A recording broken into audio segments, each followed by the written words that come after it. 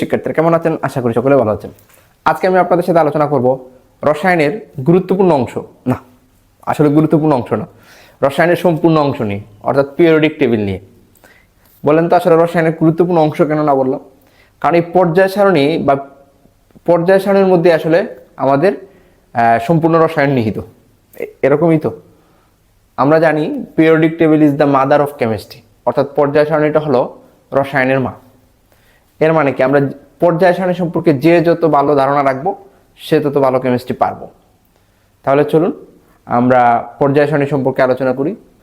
তো পর্যায় সারণীর এই জায়গায় কিছু নির্ধারিত প্রশ্নের উত্তর আছে, তবু পাশাপাশি আমি পর্যায় সারণীর কিছু বেসিক নিয়ে আপনাদের সাথে আলোচনা করব। আমরা চেষ্টা করব আসলে পর্যায় সারণী সম্পর্কে স্পষ্ট ধারণা রাখতে। আমরা যদি স্পষ্ট ধারণা রাখতে পারি তাহলে আসলে আমরা কি কেমিস্ট্রিটা একটু বুঝে শুনে ভালো করে পড়তে পারবো।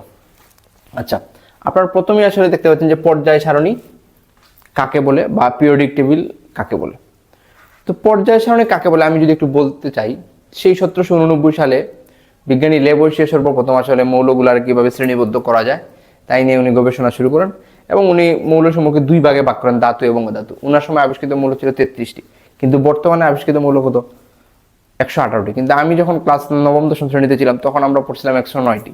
এর মানে কি, এই যে মৌলের সংখ্যা, এবং আপনারা জানেন মেন্ডেলিভের সময় আবিষ্কৃত মৌলের সংখ্যা 63টি, প্রবর্তিত 67টি। এর মানে এটা ক্রমান্বয়ে আসলে সংখ্যাটা বাড়তেছে। এই যে ক্রমবর্ধমান আবিষ্কৃত মৌলসমূহ, এই ক্রমবর্ধমান আবিষ্কৃত মৌলসমূহকে তাদের ভৌত রাসায়নিক ধর্মের ভিত্তিতে সাজিয়ে যে সারণী বা তালিকা পাওয়া যায় তাকে আসলে কি বলা হয়? পর্যায় সারণী বলে। বিভিন্নভাবে এর সংজ্ঞা দেওয়া যায়, তবে আমি আবার বলি, আপনারা একটু শুনবেন। ক্রমবর্ধমান আবিষ্কৃত মৌলসমূহকে তাদের ভৌত রাসায়নিক ধর্মের ভিত্তিতে সাজিয়ে যে সারণী বা তালিকা পাওয়া যায় তাকে পর্যায় সারণী বলে। ক্রমবর্ধমান কথাটা কেন বললাম? যে বর্তমানে 118টা আছে, ভবিষ্যতে 118টা না, আরো বাড়বে, কিন্তু সুতরাং এটা বাড়তেই আছে। তো ওই মৌলগুলাকে তাদের ভৌত রাসায়নিক ধর্মের ভিত্তিতে সাজিয়ে যে সারণী বা তালিকা পাওয়া যায় তাকে পর্যায় সারণী বলে। এখন আছেন এই পর্যায় সারণী সম্পর্কে আমরা একটু ডিটেলস জানার চেষ্টা করি। আমি এই জায়গায় একটা পর্যায় সারণীর ছবি রাখছি, আধুনিক পর্যায় সারণী, আশা করি দেখা যাচ্ছে।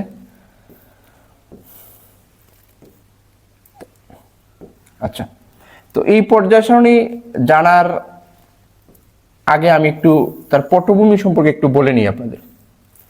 তো আমরা আসলে পর্যায় সারণীর পটভূমিটা একটু জানবো। তো পর্যায় সারণী কাকে বলে সেটা বুঝতে পারছি।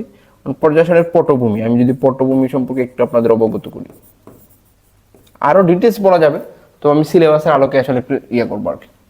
সেই 1789 সালে 1789 সালে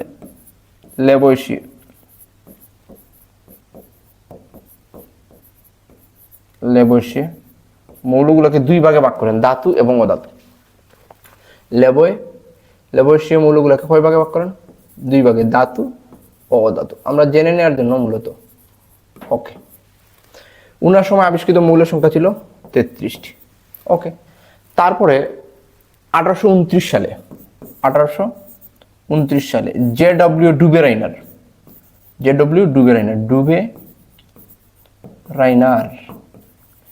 ডুবেরাইনার আসলে উনি ত্রয়ী সূত্র আবিষ্কার করেন। কি আবিষ্কার করেন?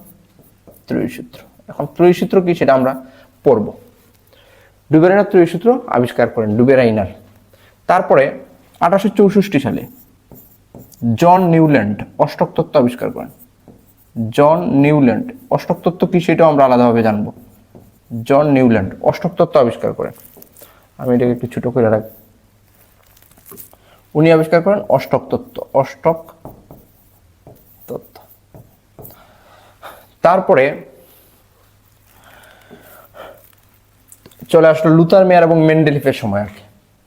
1869 সালে লুথার মেয়ার ও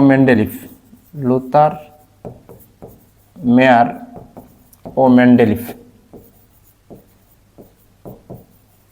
উনারা আসলে মৌলগুলাকে ভৌত রাসায়নিক ধর্মের ভিত্তিতে বা পারমাণবিক ভরের ভিত্তিতে, মূলত ভিত্তিটা ছিল পারমাণবিক ভরের ভিত্তিতে সাজিয়ে একটা চার্ট তৈরি করেন।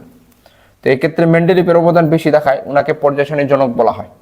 তো মেন্ডেলিফকে পর্যায় সারণীর জনক বলা হয়, পর্যায় সারণীর জনক। এই দুইজনের মধ্যে লুথার মেয়ার এবং মেন্ডেলিফের মধ্যে মেন্ডেলিফের কি ছিল? অবদান বেশি ছিল, সেটাকে ওনাকে পর্যায় সারণীর জনক বলা হয়। রসায়নের জনক না, কিন্তু পর্যায় সারণীর জনক। বুঝতে পারছেন রসায়নের জনক কে বলেন তো? রসায়নের জনক হইল জাবির ইবনে হাইয়ান, আধুনিক রসায়নের জনক ল্যাভোইসিয়ে।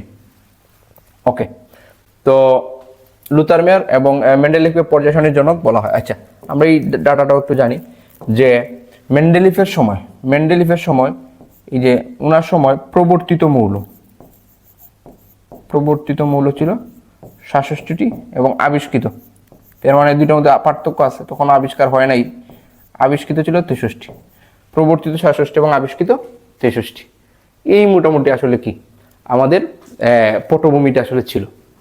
তো পর্যায় সারণীর পটভূমি আমরা বুঝতে পারছি। এখন আসেন, হ্যাঁ, এই জায়গায় এই প্রশ্নগুলো আসতে পারে যে ডুবেরাইনার আসলে মৌলগুলাকে কি, এগুলার বর কিন্তু ডুবেরাইনারের ত্রয়সূত্র ভিত্তিটা আসলে কি ছিল, বরের ভিত্তিতে, ওনারা আসলে বরের ভিত্তিতেই সাজাইছিলেন কিছু নির্দিষ্ট মৌল, বরের ভিত্তিতে, অষ্টক তত্ত্ব বরের ভিত্তিতে, বরের ভিত্তিতে ওনারা মৌলগুলোকে বরের ভিত্তিতে সাজিয়ে কিছু ধর্ম মিল দেখতে পাইছেন ভিত্তিতে। ওকে স্যার, তাইলে আমরা এই অংশটা একটু মুছে ফেলি যে আসলে পর্যায় সারণীর পটভূমিটা আসলে এমনি আসলে পর্যায় সারণী কি হয় নাই, এত প্রতিষ্ঠিত হয় নাই। এখন আসেন ওই পর্যায় সারণী সম্পর্কে আমরা একটু জানি, তারপরে আসলে আমরা নির্ধারিত প্রশ্নে চলে যাব। স্যার, আধুনিক পর্যায় সারণী, ওই যে আমাদের মেন্ডেলিফ উনি কি করছেন যে মৌলগুলোকে পারমাণবিক বরের ভিত্তিতে সাজিয়ে একটা তালিকা তৈরি করেন যা পর্যায় সারণী নামে পরিচিত, কিন্তু পরবর্তীতে দেখা গেল যে না, পারমাণবিক বর পর্যায় সারণীর মূল ভিত্তি নয়। তারপরে 1913 সালে হেনরি মুস্তে পারমাণবিক সংখ্যা আবিষ্কার করেন, তখন আসলে পারমাণবিক সংখ্যার ভিত্তিতে সাজিয়ে এই পর্যায় সারণী তৈরি করা হয়। তার থেকে আরো বেটার একটা পদ্ধতি পাওয়া গেল, পদ্ধতি না মানে বেশি ধর্মের মিল পাওয়া যায় মৌলের ইলেকট্রন বিন্যাসের ভিত্তিতে। তাই পর্যায় সারণীর মূল ভিত্তি আসলে কি, ইলেকট্রন বিন্যাস। আচ্ছা, আমরা ওই নির্ধারিত প্রশ্নে পড়ে যাব। তাহলে চলুন আমরা নির্ধারিত প্রশ্নগুলোতে যাওয়ার আগে আমরা একটু পর্যায় সারণী সম্পর্কে ডিটেলস জেনে নিই। আমাদের বেসিকটা ক্লিয়ার করার জন্য আমরা পর্যায় সারণী সম্পর্কে একটু জেনে নিই। আচ্ছা, এখন আমি যদি বলি যে আধুনিক পর্যায় সারণীর কিছু বৈশিষ্ট্য আপনি বলেন, তা আধুনিক পর্যায় সারণীতে আপনি কি দেখতে পাচ্ছেন দেখেন তো। 1 2 3 4 5 6 7 8 9 10 11 12 13 14 15 16 17 18, অর্থাৎ এই যে উলম্ব সারি, অর্থাৎ আধুনিক পর্যায় সারণীতে 18টি গ্রুপ আছে এবং 60টি পর্যায়। আমরা এই যে বাম দিক থেকে ডান দিক দিয়ে বিবেচনা করি, এই যে মনে করেন 1 2 3 4 5 6 7, এই যে প্রথম পর্যায়, দ্বিতীয় পর্যায়, তৃতীয় পর্যায়, 8 9, এটা কি এরকম হবে না স্যার? আসলে এগুলা আলাদা কোনো পর্যায় না, এগুলো আসলে ষষ্ঠ এবং সপ্তম পর্যায়ের অংশ। অর্থাৎ আধুনিক পর্যায় সারণীতে 18টা গ্রুপ এবং 60টি পর্যায় আছে। আসলে একটু খেয়াল করেন, এই যে নিচের দুইটা সারি এরা কারা, ওই যে দেখেন লেন্থানার 57, তারপরে কিন্তু 58 থেকে এই মৌলগুলো, ঠিক আছে, 58 59 এইভাবে গুণে, এই জায়গায় 15টা মৌল আছে। আবার এর মানে কি, এই যে ল্যান্থানাইটের পরে এই মৌলটা হলো, অর্থাৎ এই সিরিজটাকে আমরা ল্যান্থানাইট সিরিজ বলি। এই ল্যান্থানাইট সিরিজটা আসলে পর্যায় সারণীর ষষ্ঠ পর্যায়ের অংশ, এবং ওই যে অ্যাক্টিনাইট সিরিজ নিচের মৌলটাকে আমরা সপ্তম পর্যায়ের যে আছে এটাকে আমরা বলি অ্যাক্টিনাইট সিরিজ। অর্থাৎ এই যে নিচে যে দুইটা পর্যায় আছে এরা যথাক্রমে ষষ্ঠ এবং সপ্তম পর্যায়ের গ্রুপ 3 এর অংশ। এই হইলো মোটামুটি। আমি যদি এখন বলি যে আধুনিক পর্যায় সারণীর এক নজরে একটু বৈশিষ্ট্যগুলা, যে আধুনিক পর্যায় সারণীতে প্রথম পর্যায়ে দুইটি মৌল, এই দুইটি মৌলকে আমরা অর্থাৎ এই সবচেয়ে ক্ষুদ্র পর্যায়, এই পর্যায়ে আমরা অতি ক্ষুদ্র পর্যায় বলতে পারি, অতি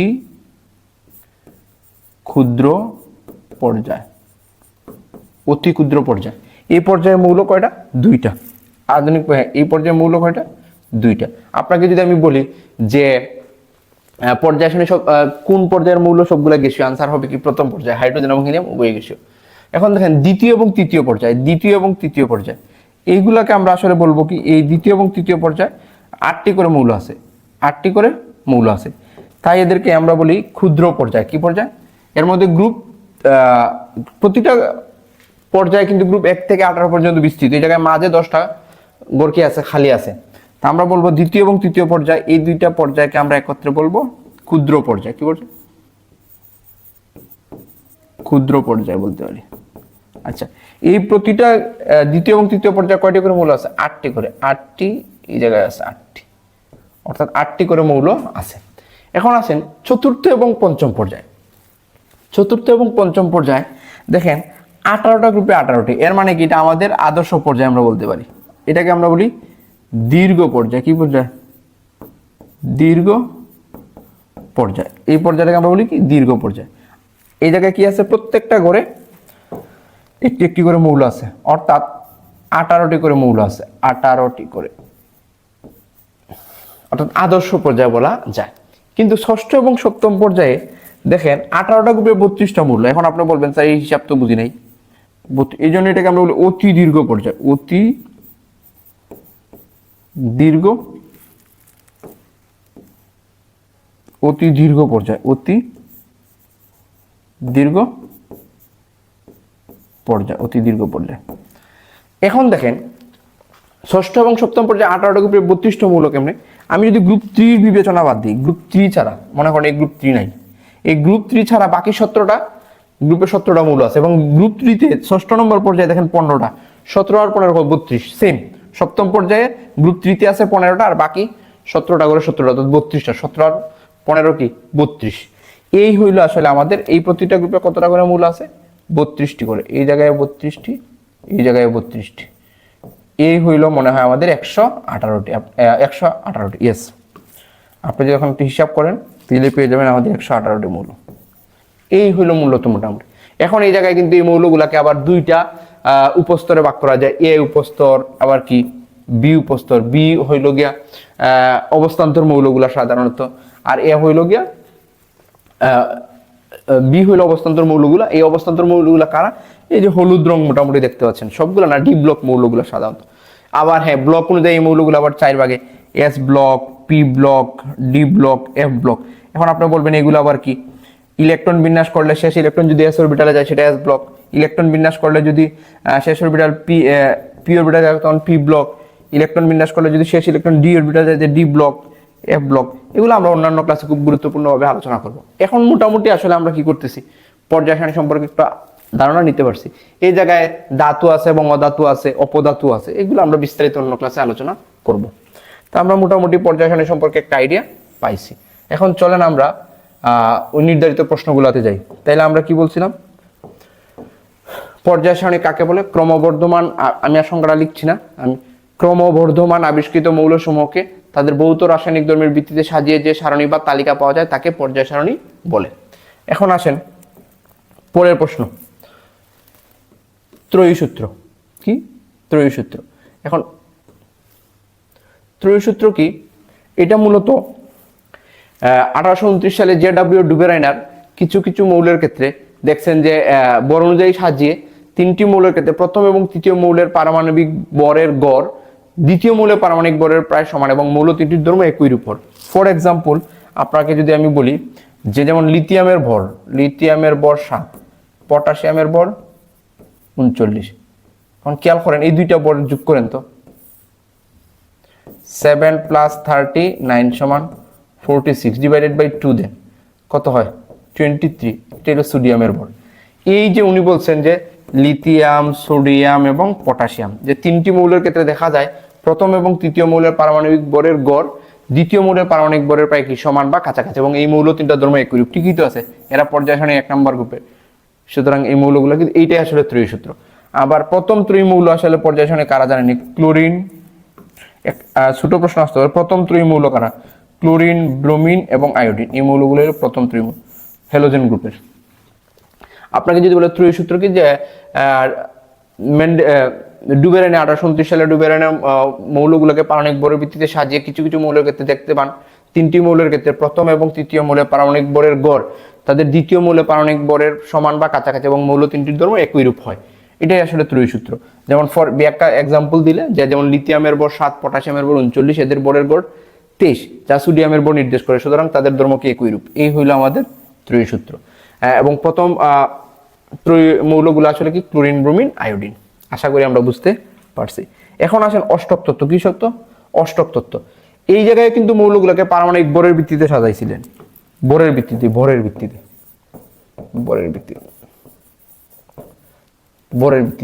আচ্ছা, অষ্টক তত্ত্ব কি? 1864 সালে জন নিউল্যান্ড অষ্টক তত্ত্ব আবিষ্কার করেন। আমি আপনাদের অষ্টক তত্ত্বটা একটু ত্রয়ী সূত্রটা আশা করি আমরা বুঝতে পারছি। এখন অষ্টক তত্ত্বটা, অষ্টক তত্ত্ব 1864 সালে জন নিউল্যান্ড অষ্টক তত্ত্ব আবিষ্কার করেন 1864 সালে। ওকে, এই অষ্টক তত্ত্বটা আসলে কি, উনি কি করছেন, তৎকালীন সময় আবিষ্কৃত মৌলগুলাকে পারমাণবিক ভরের ভিত্তিতে সাজিয়ে দেখা গেছে প্রথম মৌল তার অষ্টম মৌলের সাথে তার ধর্মের কি দেখতে পাওয়া যায়, মিল পাওয়া যায়। আমরা অষ্টক তত্ত্ব ছোটবেলা থেকে পড়ে আসতেছি, এটা হয়তো আপনারা দেখেন নাই, আমি একটু দেখাইতে চাই। স্ক্রিনে কি দেখা যাচ্ছে? আশা করি দেখা যাচ্ছে। এই অষ্টক তত্ত্বটা আসলে কি, তিনটা অষ্টক নিয়ে বলা, প্রথম অষ্টক, দ্বিতীয় অষ্টক এবং তৃতীয় অষ্টক। আপনারা কি বুঝছেন বিষয়টা? দেখেন তো, উনি কি করছিলেন যে মৌলগুলাকে বোরের ভিত্তিতে সাজিয়ে দেখছেন প্রতি অষ্টম মৌলের সাথে তার ধর্মের মিল দেখতে পাওয়া যায়। আপনি হাইড্রোজেন, এখন ওই জায়গা থেকে 8 পর্যন্ত গণেন, ঠিক আছে, 1 2 3 4 5 6 7, মানে ওইটাকে 1 2 3 4 5 6 7 8, অর্থাৎ এই যে ফ্লুরিন, হাইড্রোজেনের সাথে ফ্লুরিনের ধর্ম কি হয়, মিলে। দেখেন লিথিয়ামের সাথে সোডিয়ামের ধর্ম, ওই দেখেন লিথিয়াম থেকে আপনি গণেন 1 2 3 4 5 6 7 8, অর্থাৎ এই যে লিথিয়ামের সাথে সোডিয়াম, এটা অষ্টম নম্বর মৌল। বেরিলিয়ামের পরে অষ্টম নম্বর মৌলটা হলো ম্যাগনেসিয়াম, বুরনের পরে অষ্টম নম্বর মৌলটা হইলো অ্যালুমিনিয়াম, কার্বনের পরে অষ্টম নম্বর মৌলটা হইলো সিলিকন, নাইট্রোজেনের পরে অষ্টম নম্বর মৌল হইলো কি ফসফরাস, অক্সিজেনের পরে অষ্টম নম্বর মৌল হইলো গিয়া আমরা যদি ফসফরাসের পরে সালফার হবে, এই জায়গায় ভুল হয়েছে, এটা সালফার লেখা উচিত ছিল, হ্যাঁ অক্সিজেনের পরে কি সালফার, এই জায়গায় ওরা ভুল করছিল। ওকে, এর মানে কি যে মৌলগুলোকে পারমাণবিক ভরের ভিত্তিতে সাজালে প্রতি অষ্টম মৌলের সাথে তার ধর্মের মিল দেখতে পান, কিন্তু এটা স্যার 17 নং মৌল পর্যন্তই বেশি ব্যবহৃত। যেমন ফ্লুরিনের অষ্টম নম্বর মৌল হইল গিয়া ক্লোরিন, কিন্তু এই জায়গায় মিলছে সোডিয়ামের সাথে পটাশিয়াম, কিন্তু ঝামেলাটা কোথায় পাচ্ছে জানেন, এরকম সবগুলা এলাও হয় নাই, পরবর্তীতে দেখে ওই জায়গাটায় ঝামেলা হচ্ছে। ফসফরাসের অষ্টম নম্বর মৌল হইল ম্যাঙ্গানিজ, খেয়াল করেন ফসফরাসের অষ্টম নম্বর মৌল কি ম্যাঙ্গানিজ ওই হিসাবে, কিন্তু দেখা গেল যে এই ফসফরাসের ধর্মের সাথে ম্যাঙ্গানিজের ধর্ম কি মিলে, ফসফরাস অধাতু, ম্যাঙ্গানিজ ধাতু, সুতরাং তাদের ধর্ম মিলে না। অর্থাৎ 17 নং মৌল পর্যন্ত আসলে অষ্টক তত্ত্ব কি ছিল, এস্টাবলিশ ছিল, কিন্তু পরবর্তীতে আসলে এই তত্ত্ব আর কি হয় নাই, দুপের টিকে নাই। তাইলে এইটাই যে মৌলগুলোকে পারমাণবিক ভরের ভিত্তিতে সাজিয়ে প্রতি অষ্টম মৌলের সাথে ধর্মের মিল দেখতে পাওয়া যায়, তবে কিছু কিছু মৌলের ক্ষেত্রে এটা দেখা গেলেও কিন্তু পরবর্তীতে আসলে কি এর ব্যতিক্রম লক্ষ্য করা যায়। আশা করি আমরা বুঝতে পারছি। এই যে প্রথম অষ্টক মৌল, দ্বিতীয় অষ্টক, তৃতীয় অষ্টক মৌল, আপনারা চাইলে একটা স্ক্রিনশট রাখতে পারেন, অথবা আপনাদের আমি নোট দিবই। এই গেল আমাদের অষ্টক তত্ত্ব। পরে আসেন ত্রয়ী সূত্র গেল, অষ্টক তত্ত্ব গেল, এখন আসেন মেন্ডেলিভের পর্যায় সূত্র। তো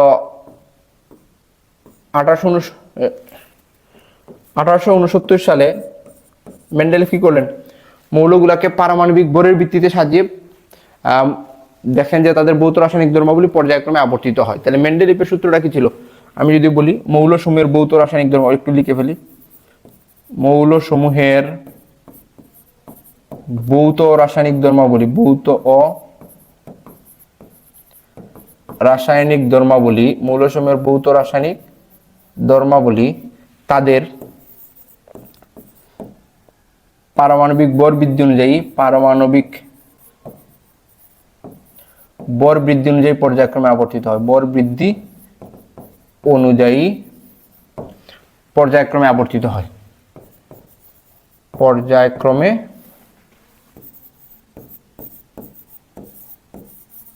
আবর্তিত হয়। তো কি মৌলসমূহের ভৌত রাসায়নিক ধর্মাবলী তাদের পারমাণবিক ভর বৃদ্ধি অনুযায়ী পর্যায়ক্রমে আবর্তিত হয়, এইটাই ছিল আসলে কি মেন্ডেলিভের পর্যায় সূত্র। কি অনুযায়ী, পারমাণবিক ভর বৃদ্ধি অনুযায়ী, পারমাণবিক ভর। কিন্তু পরবর্তীতে আসলে ঝামেলা তৈরি হয়, কোথায় ঝামেলা তৈরি হয়, পটাশিয়াম এবং আর্গনের ক্ষেত্রে। বর্তমান পর্যায় সারণীতে আর্গন আছে 18 নম্বর গ্রুপে, পটাশিয়াম আছে 19 নম্বর গ্রুপে, অথচ পটাশিয়ামের ভর 39, পটাশিয়ামের ভর কত 39 এবং আর্গনের ভর 40। তো উনি যে পর্যায় সারণী সাজাইছেন দেখেন, হাইড্রোজেন 1 নম্বর করে কেন, তার ভর 1, হিলিয়াম 2 নম্বর কেন, তার ভর 4, অর্থাৎ 1-এর পরে 4, অর্থাৎ যার ভর কম তারে আগে দেওয়া হয়েছে। কিন্তু এই আর্গন এবং পটাশিয়ামের ক্ষেত্রে দেখা যায় এটা 19 নাম্বার করে, আর এটা কি 18 নম্বর করে, অথচ উচিত ছিল 18 নম্বর করে যার বর কম তাকে দেওয়া, আর 19 নম্বর করে দেওয়া উচিত ছিল যার বর বেশি অর্থাৎ আর্গনকে। কিন্তু আমি যদি এই যে লিনা কে রুবি, আচ্ছা এইদিকে কি হিলিয়াম, নিয়ন, আর্গন, ক্রিপ্টন, জেনন, রেডন, অর্গানিসন। আচ্ছা এটা 18 নম্বর গ্রুপ, রুবিডিয়াম, সিজিয়াম, ফ্রান্সিয়াম। আমি আর এইদিকে তো ডিপে গেলাম না। দেখেন এইটা হলো 19 নম্বর গড় আর এটা হলো 18 নম্বর গড়, কিন্তু নিয়মে এই পটাশিয়ামকে দেওয়ার কথা ছিল এই জায়গায় আর তাকে দেওয়ার কথা ছিল এই জায়গায়। এখন দেখেন আমি যদি আর্গনকে এই জায়গায় দিই, এই ক্ষার ধাতু সমূহের সাথে তার ধর্মের কি মিলবে? মিলবে না। কিন্তু পটাশিয়ামকে যদি আমি এই জায়গায় দিতে, নিষ্ক্রিয় গ্যাসের সাথে তার ধর্মের মিলবে না? মিলবে না। অর্থাৎ পারমাণবিক বর অনুযায়ী আর সাজানো যাচ্ছে না, ঝামেলা তৈরি হয় এই পটাশিয়াম এবং আর্গনের ক্ষেত্রে। পরে আয়োডিন এবং টেলোরিয়ামের ক্ষেত্রে ওই ঝামেলা দেখা গেছে, আয়োডিন এবং কি টেলোরিয়াম, ওই যে হ্যালোজেন গ্রুপের মৌলগুলোর ক্ষেত্রে। অর্থাৎ পারমাণবিক বর আসলে পর্যায় সারণীর মূল ভিত্তি নয়। এটাও কিন্তু একটা প্রশ্ন হইতে পারে যে পারমাণবিক বর পর্যায় সারণীর মূল ভিত্তি নয় কেন? আপনি বলবেন যে পারমাণবিক বর অনুযায়ী মৌলগুলোকে সাজালে দেখা যায় প্রতি অধিকাংশ মৌলের ক্ষেত্রে কোনো সমস্যা দেখা যায় না, কিন্তু কিছু কিছু মৌলের ক্ষেত্রে দেখা যায়। তাই পারমাণবিক বর পর্যায় সারণী কিনা মূল ভিত্তি নয়। আচ্ছা, তা আমরা মেন্ডেলিপের পর্যায় সূত্র বললে আসলে বলবো পারমাণবিক বর অনুযায়ী। এখন আসেন আধুনিক পর্যায় সূত্র বা মেন্ডেলিপের সংশোধিত পর্যায় সূত্র। ওই যে পারমাণবিক বর জায়গাটা চেঞ্জ করে কি হবে? পারমাণবিক সংখ্যা, যে মৌলসমূহের ভৌত রাসায়নিক ধর্মাবলী তাদের পারমাণবিক সংখ্যা, এই জায়গায় আর কোনো চেঞ্জ নাই, শুধু এই জায়গাটা চেঞ্জ, পারমাণবিক সংখ্যা অনুযায়ী পর্যায়ক্রমে আবর্তিত হয়। ওই যে আগের সংখ্যাটা, মৌলসমূহের ভৌত রাসায়নিক ধর্মাবলী তাদের পারমাণবিক সংখ্যা বৃদ্ধি অনুযায়ী পর্যায়ক্রমে আবর্তিত হয়। এটাই আধুনিক পর্যায় সূত্র। আপনাকে যদি বলে মেন্ডেলিপের সংশোধিত পর্যায় সূত্র লেখেন বা আধুনিক পর্যায় সূত্র লেখেন, এখন প্রশ্নের পারমাণবিক সংখ্যাটা হঠাৎ করে আসলো কোথা থেকে? পারমাণবিক বর, মেন্ডেলিভ তো বলছে যে পারমাণবিক বর অনুযায়ী। এই বর এবং সংখ্যার মধ্যে রিলেশন স্থাপন করেন কে? আসলে হেনরি মুসলে 1913 সালে। হেনরি মুসলে উনি পারমাণবিক সংখ্যা আবিষ্কার করেন। 1913 সালে হেনরি মুসলে উনি পারমাণবিক সংখ্যা আবিষ্কার করেন, তখনই আসলে এই সূত্রটা কি হয়? সংশোধিত হয়ে পারমাণবিক বরের পরিবর্তে কি আছে? পারমাণবিক সংখ্যা। বিষয়টা কি বুঝতে পারছি? এই হইল আমাদের আধুনিক পর্যায় সূত্র। এখন এই পর্যায় সারণীর মূল ভিত্তি কি? পর্যায় সারণীর মূল ভিত্তি আসলে এই পর্যন্ত আলোচনায় মনে হচ্ছে যে পারমাণবিক সংখ্যা, কিন্তু না। পর্যায় সারণীর মূল ভিত্তি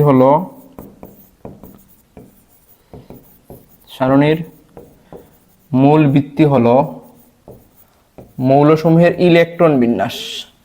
কি বলতো? ইলেকট্রন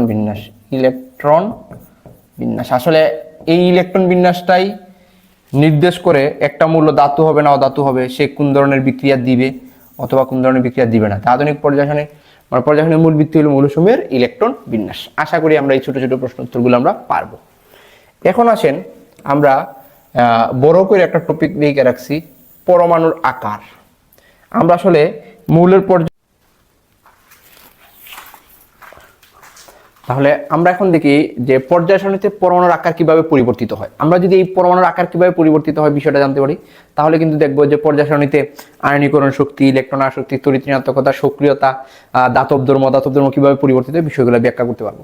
তো আমি একটু পর্যায় সারণীর 1 নং গ্রুপ এবং 18 নং গ্রুপের মৌলগুলো একটু দিব। Hydrogen, lithium, sodium, potassium, rubidium, caesium, francium.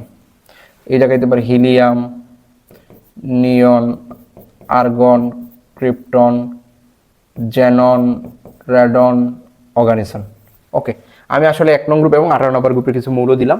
আমি আরেকটা পর্যায়ের মৌল দিয়ে দিই। পর্যায়ের মনে করেন সোডিয়াম, অবস্থান্তর মৌলের দিকে আমরা নাই গেলাম। ম্যাগনেসিয়াম, অ্যালুমিনিয়াম, আচ্ছা সিলিকন, ফসফরাস, সালফার। আমি এই জায়গায় একটু বড় করে দিই, সমস্যা নেই।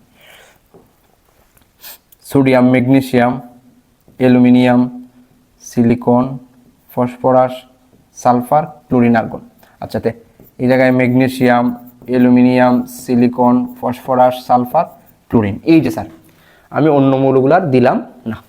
অর্থাৎ পর্যায় সারণীর 1 নং গ্রুপ,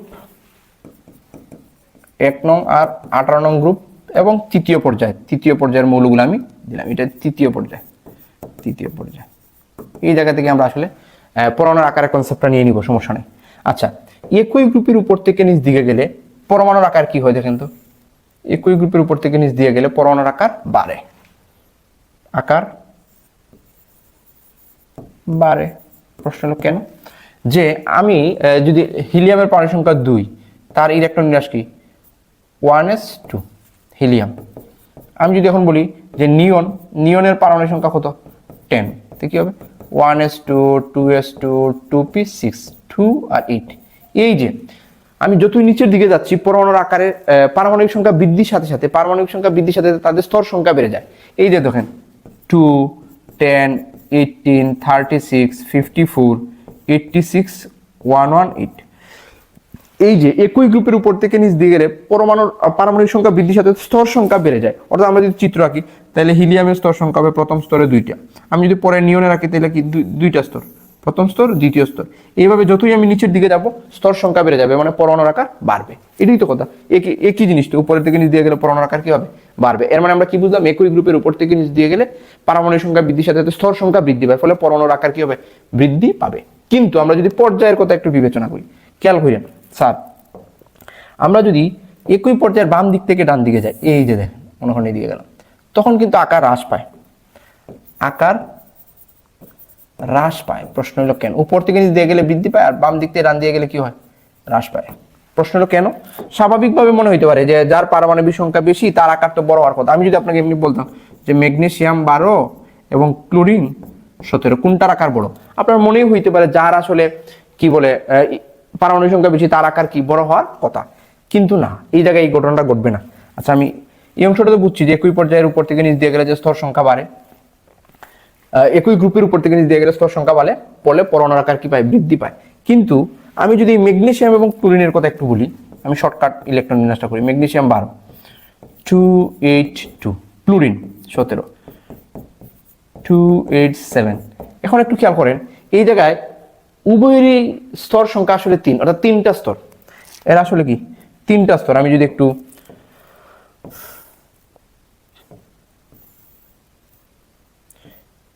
এভাবে, প্রত্যেকের স্তর আসলে 3টা।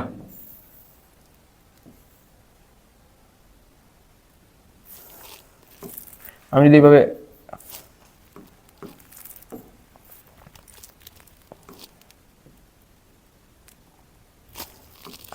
মনে করেন, আমি এই ম্যাগনেসিয়ামের কথা বলতেছি, ম্যাগনেসিয়ামের নিউক্লিয়াস প্রথম স্তরে 2টা, দ্বিতীয় স্তরে কয়টা 8টা, আর বহিঃস্তরে কয়টা 2টা। এই ম্যাগনেসিয়াম মনে করেন, এটা ম্যাগনেসিয়াম পরমাণু। এখন কি হবে, আমরা জানি এই বহিঃস্তরের ইলেকট্রনকে নিউক্লিয়াস কি করে কেন্দ্রের দিকে আকর্ষণ করে, তার বহিঃস্তরের ইলেকট্রন 2টা নিউক্লিয়াস থেকে 2 দিক থেকে আকর্ষণ করতেছে। কিন্তু আমরা যদি ক্লোরিনের কথা চিন্তা করতাম, কি ক্লোরিন একটু খেয়াল করেন, এই হলো একটা স্তর,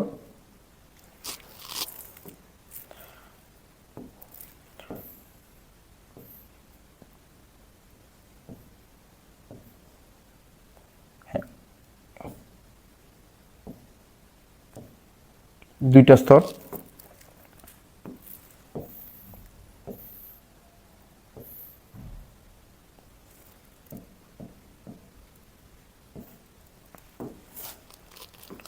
এখন মনে করেন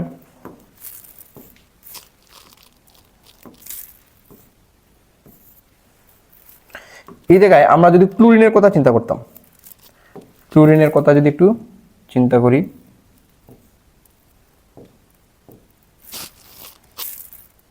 একটু ছোট বড় হইতে পারে আমার আঁকার ক্ষেত্রে, একটু দিই কেনা পারা। এখন আসেন, মনে করেন এই জায়গায় নিউক্লিয়াস দিলাম, তো ক্লোরিনের ক্ষেত্রে কি হবে, তার বহিঃস্তরে কি প্রথম স্তরে 2টা, দ্বিতীয় স্তরে 8টা এবং তৃতীয় স্তরে 7টা ইলেকট্রন। কয়টা ইলেকট্রন? 7টা। খেয়াল করেন স্তর সংখ্যা আসলে কি সমান, কিন্তু ক্লোরিনের বহিঃস্তরে আছে মাত্র, ম্যাগনেসিয়ামের বহিঃস্তরে আছে 2টা, কিন্তু ক্লোরিনের বহিঃস্তরে আছে 7টা। এখন কি করবে, 7টা ইলেকট্রনকে প্রোটন কি করবে নিজের দিকে কি করবে আকর্ষণ করবে। দেখেন রাউন্ড কিন্তু সেম হওয়ার কথা ছিল, ওর স্তর 3টা, ওর স্তর কি 3টা, কিন্তু তার বহিঃস্তর ইলেকট্রন সংখ্যা বেশি হওয়ার কারণে তার আকারটা তুলনামূলক একটু সংকুচিত হয়ে যাবে, যার ফলে তার আকার কিছু ছোট হয়ে যাবে। অর্থাৎ ম্যাগনেসিয়াম এবং ক্লোরিনের ক্ষেত্রে কার আকার বড় হবে? অবশ্যই ম্যাগনেসিয়ামের। এর মানে কি এই পর্যায়ে সবচেয়ে বড় হলো সোডিয়াম, তারপরে ম্যাগনেসিয়াম, তারপরে aluminium, silicon, phosphorus, sulphur, chlorine. অর্থাৎ এই যতই বাম দিক থেকে ডান দিয়ে যায় আকার ততই কিভাবে হ্রাস পাবে। এইটাই হলো আসলে মূল ব্যাপার। অর্থাৎ একই গ্রুপের উপর থেকে গেলে পরমাণুর আকার বৃদ্ধি পায়, একই পর্যায়ের বাম দিক থেকে ডান দিয়ে গেলে পরমাণুর আকার কি পায়? হ্রাস পায়। আশা করি আমরা বুঝতে পারছি। এখন এই প্রশ্নগুলো আপনার কিভাবে আসতে পারে, আমি যদি আপনাকে এটা আমরা মুছে ফেলি, আপনাকে এরকম আমি মনে করলাম যে 3টা মৌল দিয়ে দিলাম, ফর এক্সাম্পল এক্স 12, ওয়াই 16 এবং জেড 19। মৌলগুলোর আকারের ক্রম বিশ্লেষণ করো। মৌলগুলির আকারের ক্রম বা পারমাণবিক ব্যাসার্ধের ক্রম, আকারের ক্রম, মৌলগুলোর আকারের ক্রম বা পারমাণবিক ব্যাসার্ধের ক্রম বিশ্লেষণ করো। এখন আপনি যদি মৌল চিনেন তাহলে নাম ধরবেন, না এলে নাম ধরা দরকার নাই। যেহেতু আমরা চিনছি তাইলে নাম ধরে ফেলি। Magnesium 12, 1s2, 2s2, 2p6, 3s2, এইভাবে আন্ডারলাইন করে ফেলবেন। 282, 282। তারপরে ওয়াই, এটা হলো আমাদের সালফার 16। 1 থেকে 30 পর্যন্ত বস্তু মুখস্থ করুন। 1s2, 2s2, 2p6, 3s2, 3p4, 286। এখন আসেন জেড, জেড মানে পটাশিয়াম আমাদের 19। 1s2, 2s2, 2p6, 3s2, 3p6, 3d-তে দিব না আমরা জানি 4s1। 3d আপনি লিখলেও লিখতে পারেন, না লিখলেও চলবে। এখন দেখেন এই ক্ষেত্রে মৌল সংখ্যা, হ্যাঁ প্রথম পর্যায়ে 2টা, দ্বিতীয় পর্যায়ে 8টা, তৃতীয় পর্যায়েও 8টা, চতুর্থ পর্যায়ে একটা জিনিস খেয়াল করছেন স্যার। এখন আপনি বলবেন ইলেকট্রন বিন্যাস হতে দেখা যায় যে ম্যাগনেসিয়াম এবং সালফার উভয়ই তৃতীয় পর্যায়ের মৌল। উভয়ই আসলে কি তৃতীয় পর্যায়ের মৌল, মানে পর্যায় সংখ্যাসীন, প্রথম পর্যায়ে, দ্বিতীয় পর্যায়ে, তৃতীয় পর্যায়ের মৌল। এই দুইটা আসলে তৃতীয় পর্যায়ের কি মৌল। কিন্তু পটাশিয়াম চতুর্থ পর্যায়ের মৌল। এর মানে পটাশিয়ামের স্তর সংখ্যা কি বেশি। এর মানে এই 3 জনের মধ্যে বিনা প্রতিযোগিতায় পটাশিয়ামের আকার সবচেয়ে বড়। বিষয়টা কি বুঝতে পারছি? পটাশিয়ামের আকার সবচেয়ে বড়। তা আপনি বলবেন ইলেকট্রন বিন্যাস হতে দেখা যায় ম্যাগনেসিয়াম সালফার পটাশিয়ামের ক্ষেত্রে পটাশিয়াম চতুর্থ পর্যায়ের, ম্যাগনেসিয়াম সালফার তৃতীয় পর্যায়ে, সুতরাং পটাশিয়ামের আকার সবচেয়ে বড়। এটা নিয়ে আর কোনো কথা নাই। এখন বলবেন ম্যাগনেসিয়াম এবং সালফার উভয়ই তৃতীয় পর্যায়ের মৌল, কিন্তু ম্যাগনেসিয়ামের বহিস্তরে 2টা এবং সালফারের বহিস্তরে 6টা ইলেকট্রন বিদ্যমান। আমরা জানি বহিস্তরে ইলেকট্রনের সংখ্যা বৃদ্ধি পেলে নিউক্লিয়াসের সাথে আকর্ষণ বল প্রবল হয়, অর্থাৎ সালফারের ক্ষেত্রে বহিস্তরের সাথে নিউক্লিয়াসের আকর্ষণ বল প্রবল হবে, পরমাণুর আকার কিছুটা ছোট হবে। তাহলে এদের মধ্যে বড় হবে কি? ম্যাগনেসিয়াম, তারপরে কি? সালফার। আশা করি আমরা বুঝতে পারছি পরমাণুর আকারের ক্রম, পারমাণবিক ব্যাসার্ধের ক্রম। তাহলে আশা করি আমাদের এই পর্যন্ত যে পর্যায় সারণী কাকে বলে, ত্রয়ী সূত্র, অষ্টক তত্ত্ব কি, মেন্ডেলিভের পর্যায় সূত্র, আধুনিক পর্যায় সূত্র এবং পর্যায় সারণীর মূল ভিত্তি কি, এবং পর্যায় সারণীতে পরমাণুর আকার কিভাবে পরিবর্তিত হয়, এই প্রশ্নগুলো আমরা পারবো। এছাড়াও আমরা পর্যায় সারণীর আরো কিছু গুরুত্বপূর্ণ বেসিক জানছি। ধন্যবাদ সবাইকে, দেখা হবে পরবর্তী ক্লাসে।